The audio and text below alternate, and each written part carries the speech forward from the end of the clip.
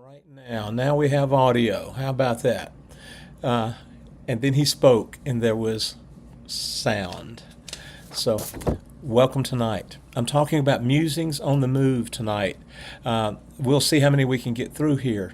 Being on for a couple of weeks, I have a lot to say, and I appreciate you listening to my thoughts tonight. Let me know. You guys do have audio, correct? Yes. Thank you, Tom. I'm going to talk tonight about several different things on musings that I've been having these days. First, I want to talk to you about motion and moving. Have you ever considered that we're always on the move? We'll talk more about that as we go through here, but I think we're a little bit hesitant to think that we're on the move. Hello, Brian. Hello, Charlie. Yes, and Louise and Tom. But, I think we're hesitant to say that we're always on the move because we get stuck. We often resist change. But have you ever noticed, however much you may resist change, it still happens? Yeah. That's perhaps why we find it difficult, perhaps, to be still so that we can know that He is God. Or maybe that's because we have a hard time taking a Sabbath rest. I've been using the metaphor of recent road trips to talk about some spiritual realities I've thought of these days. Good evening, Ryan. Great to have you tonight. The A lot of things can happen when you're out on a road trip. Some of them may be good, some are not so much, some may be excellent, but there's always something to learn and pick up about life. It's obvious that we can navigate life in a lot of different ways, but the important thing is we can walk wisely and learn to walk at God's pace so that we can see what there's really there to see. And we can hear things that are really there to hear. Now, we can go too slow and we might miss it. Yeah. Or we can go too quickly and it's just a blur. Learning to walk with God is the best way to experience the best things in life. But it takes time to get into a rhythm. I've got a 9-month-old grandson who's pulling up and he's standing there, but he doesn't quite have his balance yet. But it won't be long until he's in rhythm. And when he is, we're going to have to watch out. You see, I can't make myself get into rhythm quickly. I can't make a seed grow more quickly. I can't make my children or my grandchildren mature more quickly.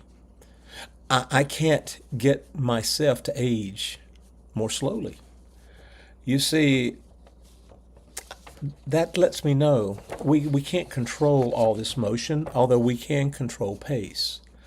I can't rush into the presence of the divine, even though the divine is always present and the divine is always ready. He says, call and I'll listen. Call upon me and I will answer. It's not that the divine needs to adjust. It's that I need to adjust. I'm not ready for that encounter. I have to slow down. I need to still my heart. I need to adjust my focus and be ready so I can say with integrity, I'm going to be still and know that God is God. You see, God is always available for an encounter. One thing you'll never hear God say is, just a minute. No, He's there. He's there. Now, here's the anchor thought for us about that. We're always in motion, but we are never in a place where God is not. That's vitally important. God is always present. God is always speaking and revealing, whether we can see it and hear it or not. And when I say it, I'm not talking about God, the voice, His voice. So motion and moving, we're always there. A second thing on a musing, this is a second thought, is God is in motion. God, if the divine is always present, that means that, He's on the move as well. Back in the Jesus movement many years ago, in the 70s, late 60s, early 70s, Jack Hayford was pastor of a church. It was Foursquare Church in California. and they renamed it after they started seeing the manifestations of the Holy Spirit and saw revival happening. They named the Church on the Way. I love that title. It's a great name that captures the fact that God is in motion. Followers of Jesus early on were called people of the way. Yes, because they were walking with Him, seeing Him. You see, thinking about the road, the way, is a reminder that much of Jesus' life and ministry, as is recorded in the Gospels, is contained in those few short phrases I've talked about in the last couple of Crow Chats. He went down to Jerusalem, or he went to Jericho. From Capernaum down to Jerusalem is anywhere from 80 to 120 miles, depending on where you were exactly. They did it walking with an entourage, and what we read in the Gospels is much of it was on the road. Jesus did spend some time at the home of Martha and Mary and Lazarus, but otherwise, Jesus would be considered homeless.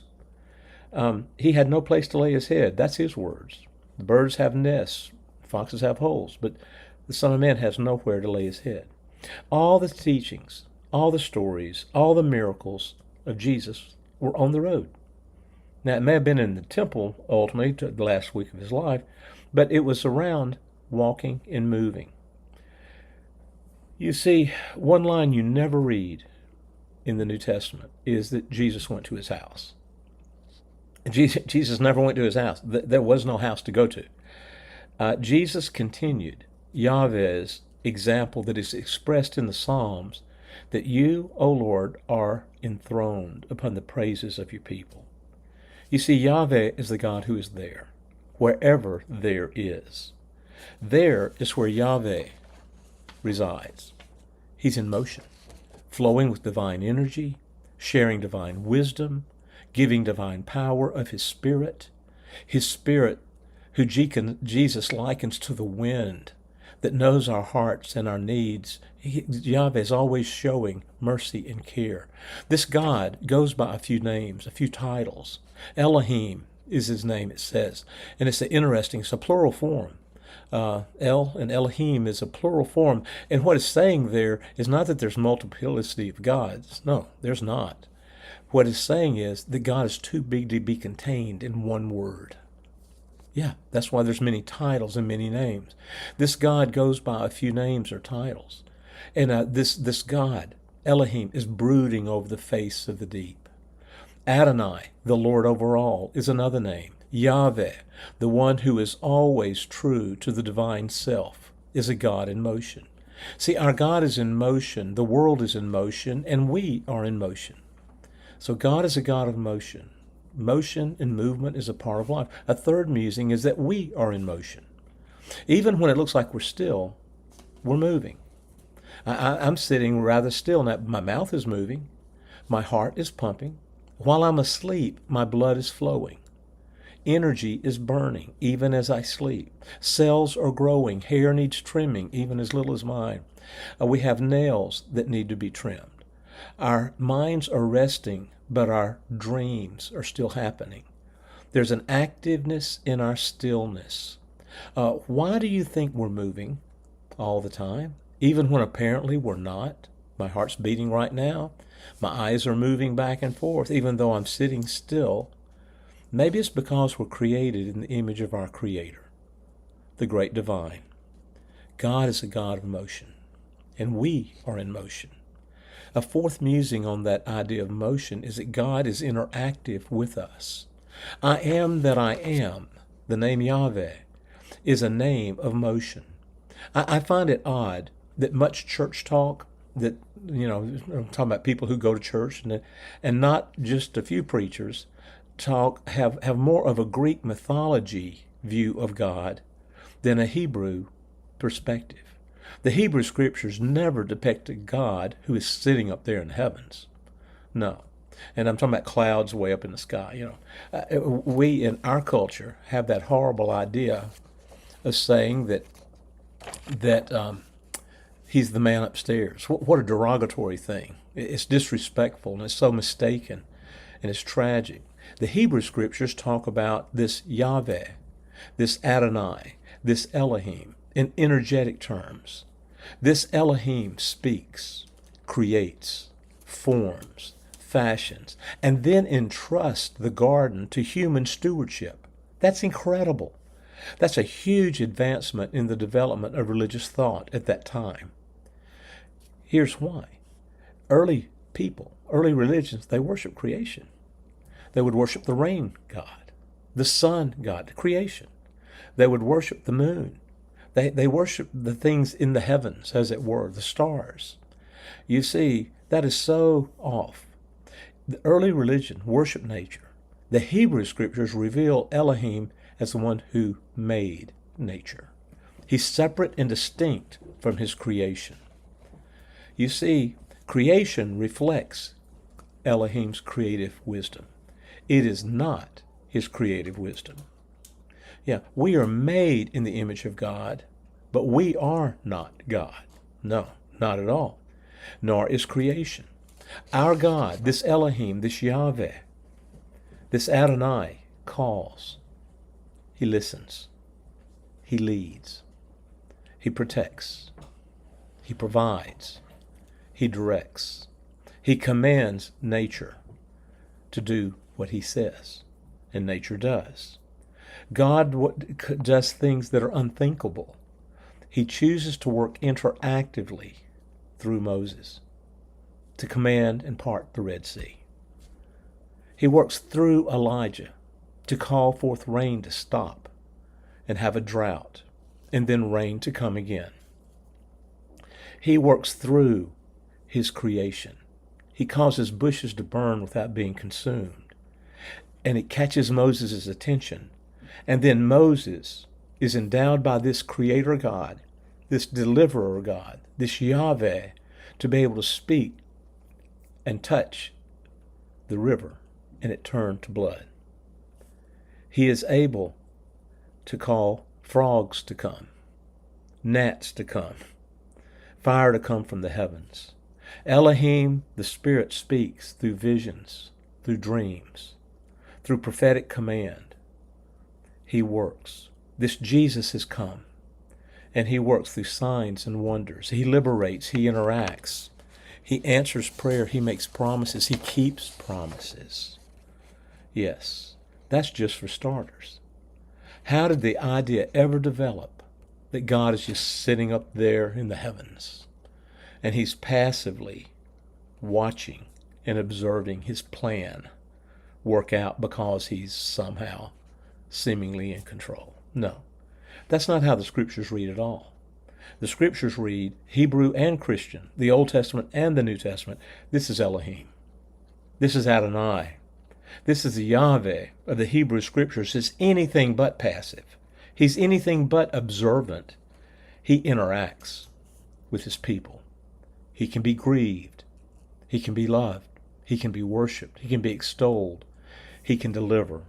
Yahweh is a God who sees, a God who hears, a God who speaks, a God who acts, a God who protects.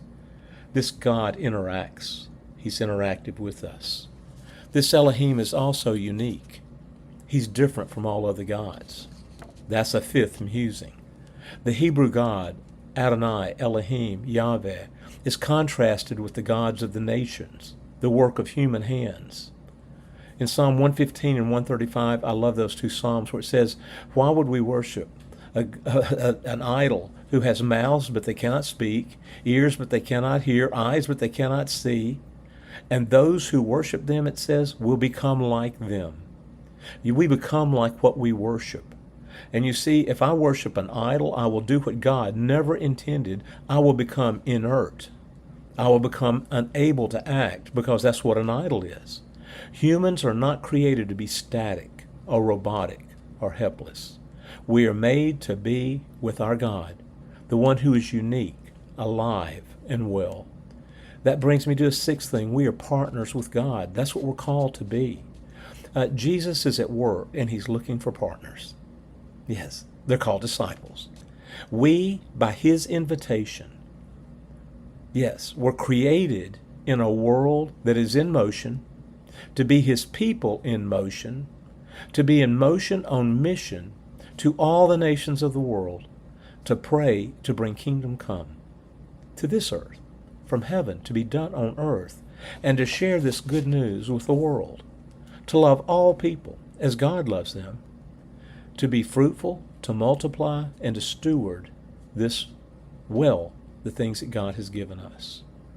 We have the capacity to present the work of our hands to this wonderful God as a pleasing gift, to say thank you.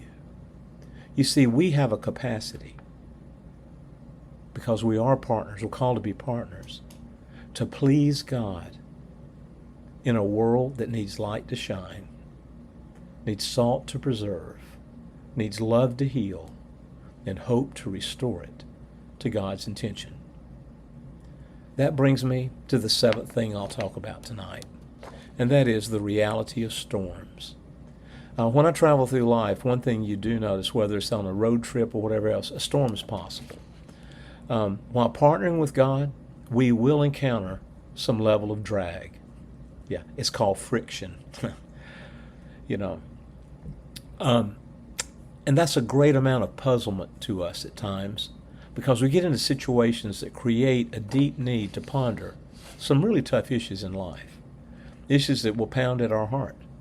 I experienced this on our road trip a month ago when Becky and I hit a storm on the Natchez Trace that was just powerful. It was almost blinding. You couldn't see. And I didn't pull over, but I just went awfully slow. And storms come, they go. It didn't stop me from getting where I was going. Still got to my mom's house. That was good. But you see, what we find is that storms do come, and you have to pay attention to them. A storm can arrive out of nowhere. It can affect what we do. It can affect where we go and how we go. Now, storms come, and because our God is this interactive God, God may direct through a storm. Sometimes he gives direction that way. God directed the 12, his disciples, into a storm on the Lake Galilee. They were frightened, they were afraid, but they were not in danger, for Jesus was there. One time he was asleep in the front of the boat. They woke him up. Don't you care that we're perishing? He kind of just laughed at that one, I guess. But storms also were there when Jesus was walking toward them. He was directing. He was leading them. So he not only directed them into the storm, he protected them in the storm, and he came toward them, and he told the water and the winds, peace, be still. And as he protected them, he had given direction, he gave protection, and that led to an expansion of their thinking about Jesus. The directing and the protecting led to a perfecting of their understanding of Jesus. It wasn't perfect yet, but it was more perfect. They said this, who is this that the wind and the waves obey him? They're subject to him. He not only can do healing of a body, he can control nature. Yes. He walks on the water. He stills the waves. He calls the wind to die down. You see, it was perfecting their understanding. It was growing. He directed them to protect them and perfect them through that time. And they got to the other side. They did not sink. Peter did not sink or drown. They were directed, perfected, and protected in that storm. And you see, you and I can sometimes look back, just as they didn't see it at the beginning. When John wrote that account, he looked back and he said, you know what, all the time Jesus was leading us, and we could trust him. We can discern God's purposes from the storms we face in our life journey. I was talking to someone this afternoon at lunchtime, and we talked about how God had been working in past situations that were stressful, that were tough. But those things gave not only a maturity to the one going through it, but to people who observed it. And God gave a new standing and a new understanding of how he can work and lead. You see, the storms we get through, they often authenticate who we really follow and who is leading us. You see, we can ask the question, what is this storm teaching me about Jesus' direction, protection, or perfection? What's he teaching me or showing me in this storm? That happened for Job. Job said, before his storm, he said, at one time I heard of you, but now my eye sees you. I see things more clearly. He didn't have all the answers, but he had a bigger view of God. I think of Shadrach, Meshach, and Abednego in the book of Daniel, where Nebuchadnezzar in chapter 3 makes a golden image of himself, and he says everyone has to bow down and worship the image. And Shadrach, Meshach, and Abednego, those three Hebrew young men, Daniel's friends, they said to him plainly, they said, Nebuchadnezzar, we don't need to answer this, give an answer to you for this, because you know who we are. We worship the living God. And they said, our God, Elohim, and that's the word that is used there, our God, Elohim, is able to deliver us. There was no doubt in their mind about that. They said, he can. And they said, but even if he doesn't, we're still going to worship him. And they had that kind of faith that really was that risky element. They said, we know there's a danger here, but you know what? We believe that God will take care of us. And you know what? They were thrown into the fire. They were thrown in, bound by chains. And what's an amazing thing that happened, they threw 3 men in. And as Nebuchadnezzar looked into the fire, thinking he would see 3 people consumed, he saw 4 people in the fire. And he saw one thing that was amazing to him. The 4 were walking around. They weren't bound no more. And he said, stop it. And he got them, they came out. And he said, we only worship the God of Shadrach, Meshach, and Abednego. He is God. And he said this most amazing thing. He said, I see 4 people walking there, and one of them is like the Son of God. Now, I'm not going to read back in to say that was Jesus there. I'm not going to read back in and say that's what he was saying. He didn't know. He just said no one but a God could do that. And that is amazing indeed what God did in that account. You see, perfection brought protection, brought direction. There's a reality of storms. But one other thing that might happen in a storm is correction. Jonah was heading in the opposite direction of where Yahweh told him to go. He didn't want to go there. And he had a storm of correction. The reality of storms is a common issue for all people. We face financial storms, we face health storms, we face employment storms, automotive storms, relational storms, internal conflict storms, having to deal with our past PTSD, some of those things in our life. And all of our storms is one underlying reality. We're not there alone. We are on the move, but God is on the move and he is with us. And Jesus is saying to you and me, look to me, call to me, walk with me. And what happens in a storm is it reveals Jesus as directing, as protecting, as perfecting, and perhaps correcting us. Sometimes it's one thing. Sometimes there's multiple angles to the storms we face. Joseph faced a huge storm. He had a directing vision that God gave him about his life, but that led to a relational storm where he needed to have God's protection. And then as he did that, he got more perfection as he understood God is great and good. And one thing that it says in Genesis, I love this, whether he's in Potiphar's house, whether he's in the prison, or whether he's in the well, it says, and God was with Joseph. And God was with Joseph. And he winds up in Pharaoh's household, and God is with Joseph. That produced an understanding for him that was unbelievable. And he brought correction to his brothers and probably corrected some things in Joseph's life to get him to the place to see. The storm was not a disruption. It was a promotion for him. And he gave a direction. God gave a direction for Joseph that could have been achieved in no other way except for God. And he was able to say to his brothers one day, about 20 years after they had sold him into slavery, you meant it for bad, but God worked it for good. It's true of the Bible characters. It was true for Job.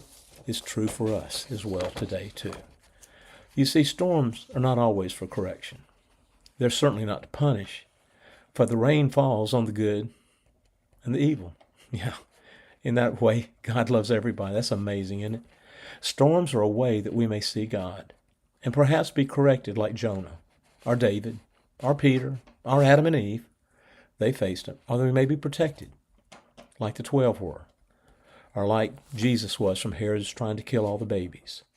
Moses fleeing to Egypt after a poor attempt to do Yahweh's work his way. You see, after Peter had gone through a particular storm, he had breakfast. And Jesus said, "Do you love me? Do you love me?" Jesus wasn't trying to correct Peter. He was perfecting him. He was directing him. And he was really giving him an incredible amount of blessing by letting him know that his flaws did not stop him from God's goodness, because God moves past our flaws to meet our needs. You see, Moses fled to Egypt. Yeah. Fled out and had to go back to Egypt after a poor attempt to do Yahweh's work his way. But he got it right. God kept working with him. So what we find is, what is Jesus saying to me through these things? Is this a call for direction, protection? Not sure. He just drives it home. He brings it to us. God does not waste his motions. He does not miss the nail. He's the carpenter that hits the nail and drives it home. Can I trust him to see past his hand into his heart? When I was a little boy, my dad took me to an air show. Dad loved airplanes. He loved flying. He had done that in the Navy as a young man in World War II. And Dad would take me to see the biplanes and the fighter, Mustangs, those things in those days. It was before you had all the jets. But I remember we were there one day, and it was just my dad and me. And as we were walking, I was looking at the planes, and I was getting really excited because Dad showed me one that was like what he flew, the PBY Catalina. And I was just looking at it, and I was enamored by it. And all of a sudden, Dad said, "Stop, Dan." And he said it in a tone that meant business. And then I kept going because I was watching that plane, and he grabbed me. And I thought he was correcting me. I felt like it was correction. Kind of had that stern voice. But what Dad was doing, he was protecting me. Because there was a car coming. There was a truck coming. And I would have walked right out in front of it. Dad was looking out for me because he could see farther. He was a tall man. I was a short boy. But Dad said, "Stop, son." And what felt like correction wasn't that at all. He was giving me protection. And that allowed me to see direction. My dad's good. And then it allowed me to have a perfection of thought. My dad loves me. And my dad wasn't one to say, "I love you" a lot. But Dad showed me he loved me every day. Sometimes I couldn't see it. Sometimes it was more correction. There's another story there for another day. But tonight's the night that I hope you'll think our God is always moving. He's always coming toward us. He loves us. I'm grateful for my home church, the Covenant Church of Ellicott City. They sponsor Crow Chat, and I truly enjoy life in our church. I love my pastor and the excellent sermons he brings each week, but I love most of all the kind of heart he has. I love seeing what God is doing through the ministry. It was shared with me today that over the last 3 weeks, so we've had over 50 first-time guests that come to Covenant in the last 3 weeks. In the middle of August. How incredible is that? God is at work, and I would trust that you would have a good church home. If you live in the Howard County area, man, Covenant Church is the place to be. I would encourage that. God is always on the move, and wherever you might be tonight, he's coming towards you. He's with you. Just look to him, and he will correct, protect, direct, and perfect till we can say with joy, Jesus is Lord, and he is good. Until next time, may God bless you, and may you walk with the one who is with you.